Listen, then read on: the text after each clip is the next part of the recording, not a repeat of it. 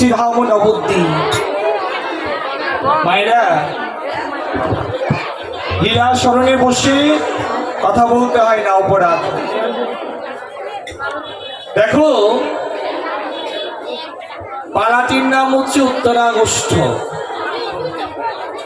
অথবা ফেরাগষ্ঠ। প্রভু আমার সকলকে সঙ্গে নিয়ে মায়ের ধন মায়ের কাছে ফিরে যায়। প্রভু আমার আপন ঘরে চলে যায়। আপন ঘর কোনটা?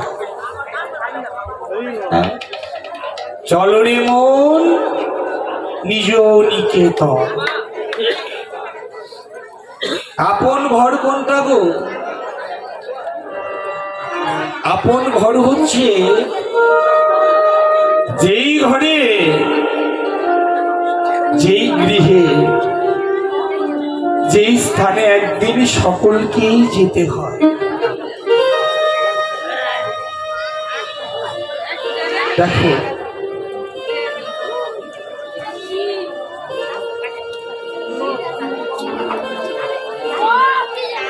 শ্রীজীব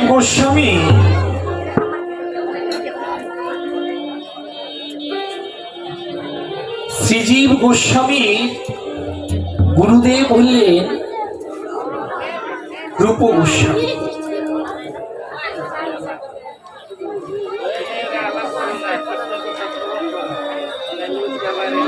রূপ গোস্বামী হলেন শ্রীজীব গোস্বামীর গুরুদেব।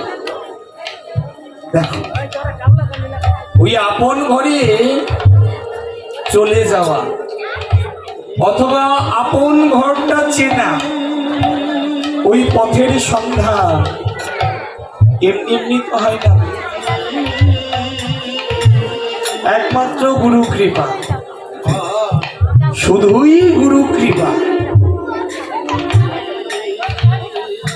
কৃষ্ণ কৃপা জগৎময়, গুরু কৃপা কোন কোন ভাগ্যবান ভাগ্যবতীর হয়। শ্রী গুরুদেবের স্বরূপ কেমন? শ্রী গুরুদেবের স্বরূপ কি? কি তার মূর্তি? ধ্যানমূলম গুরুমূর্তি, মুখ্যমূলম গুরুবাক্য। এই তো ধ্যানের লব্ধবস্তুই হচ্ছে গুরুমূর্তি। গুরুদেবের স্বরূপ কি হয়?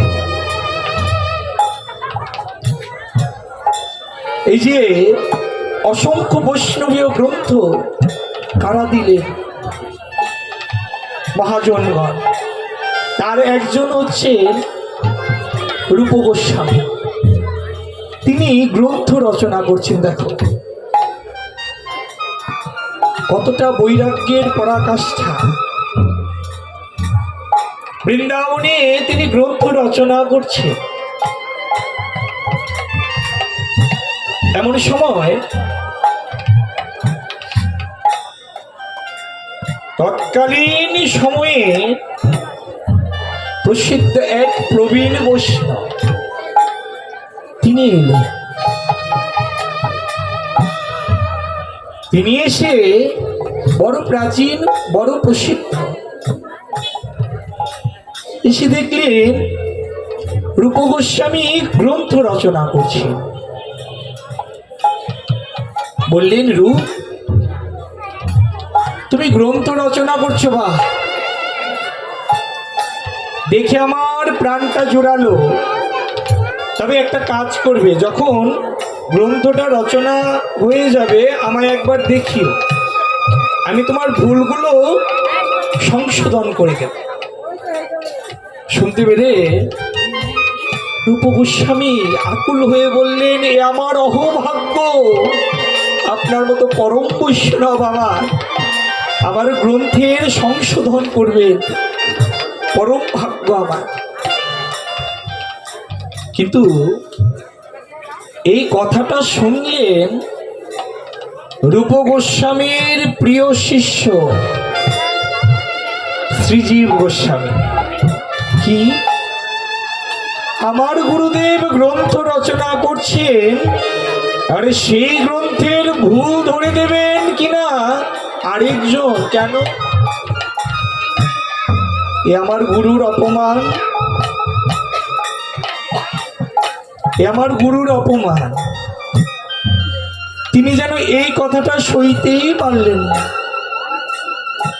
এবার ওই যে প্রবীণ প্রসিদ্ধ বৈষ্ণব এসে বললেন যে রূপ গোস্বামী, তোমার গ্রন্থের সংশোধন আমি করে দেব। জীব গোস্বামী গেলেন সেই বৈষ্ণবের ভজন কুটিরে, যে বললেন, মহাজন, আপনি আমার গুরুদেবের গ্রন্থের ভুল ধরবেন তো? তার আগে আপনি আমার সঙ্গে শাস্ত্র নিয়ে তর্ক যুদ্ধ একটু করুন। আগে আপনি আমায় যুদ্ধে পরাস্ত করুন, তারপর আপনি আমার গুরুদেবের ওই গ্রন্থের ভুল ধরবেন। শুরু হলো শাস্ত্র আলোচনা। আলোচনার এক পর্যায়ে শ্রীজীব গোস্বামীর কাছে তর্কে হেরেই গেলেন সেই প্রবীণ বৈষ্ণব। শ্রীজীব গোস্বামী বললেন, খবরদার, আপনি আমার কাছে হেরে গেছেন, আমার গুরুদেবের ভুল ধরতে যেন যাবেন না। সেই বৈষ্ণব বললেন, আমি আমার নতি স্বীকার করলাম, আমি আমার অপরাধ স্বীকার করলাম। এইদিকে বহুদিন চলে গেল, বহুদিন। কোনো একদিন আবার ওই রূপ গোস্বামীর সঙ্গে সেই প্রবীণ বৈষ্ণবের দেখা হলো। সেই প্রবীণ বৈষ্ণব বললেন, রূপ, তুমি একটা শিষ্য করেছো, হ্যাঁ, তুমি একটা শিষ্য করেছো রূপ, বড় বড় গুরু চরণে অনুগত শিষ্য করেছো। আরে শিষ্য, এমন শিষ্য পাওয়া বড় ভাগ্যের কথা। রূপ গোস্বামী বললে, শ্রীজীবের কথা বলছে? শ্রীজীব আমার বড় প্রিয় শিষ্য, কিন্তু আপনি কেন বলছেন? তখন সেই প্রাচীন প্রবীণ বৈষ্ণব বললেন, আরে আমি তোমার গ্রন্থের ভুল ধরবো, তাই তোমার শিষ্য আগেই যে আমাকে তর্ক যুদ্ধে পরাস্ত করেছে। বড় শাস্ত্রজ্ঞ পণ্ডিত তোমার শিষ্য। এই কথা শুনতে পেলে রূপ গোস্বামী বললেন, কি শ্রীজীবের এত অহংকার? শ্রীজীবের এত অহংকার? আপনার মতো এমন প্রবীণ, এমন মহোজ্জনেকে তর্ক যুদ্ধ করেছে সে। এই বলে তিনি জীব গোস্বামীকে ডাকলেন, জি,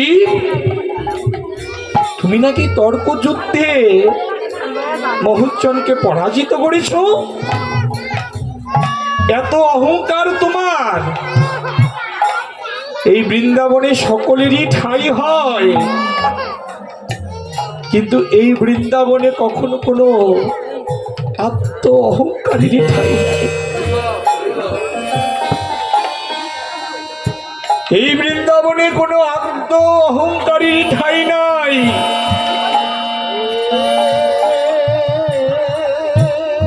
তোমার এই দেহ মনোপ্রাণ পাণ্ডিত্যের অহংকারে পূর্ণ হয়েছে। এই বৃন্দাবনে তো তোমার আর ঠাঁই হবে না। চলে যাও, চলে যাও এই বৃন্দাবন ছেড়ে। আজ আমি তোমায় ত্যাগ করলাম।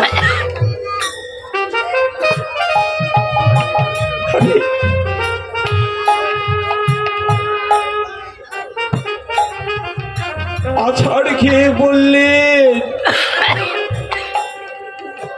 জীব গোস্বামী পাদ আছাড় খেয়ে বললে,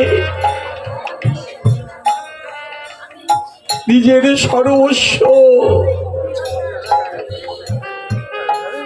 নিজের সর্বস্ব যার চরণে অর্পণ করেছে,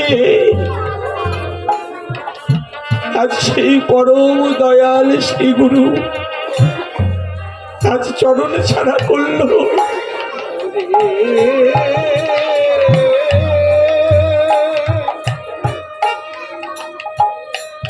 শিব গোস্বামী বললেন, গুরুদেব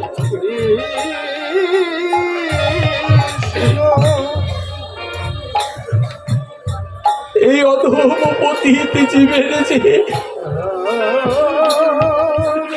যে দেখো জগতের সকলেরই সকল আছে,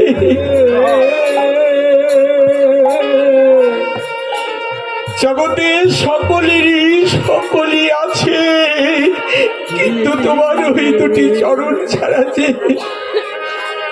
আমার আর কিচ্ছু নাই। আরে কৃষ্ণ আজ আমায় ত্যাগ করলে, কিন্তু যদি কোনোদিন কোনো কালে তোমার শ্রীচরণে কোনোদিনও নিজের এই আত্মটুকু নিবেদন করতে পারি, তুমি আমায় কথা দাও, কথা দাও, সেদিন সকল ছেড়ে ওই পার ঘাটায় চির অপরাধীর মতো যে দাঁড়িয়ে থাকবো, সেদিন আমার বলতে আর কেউ রবে না,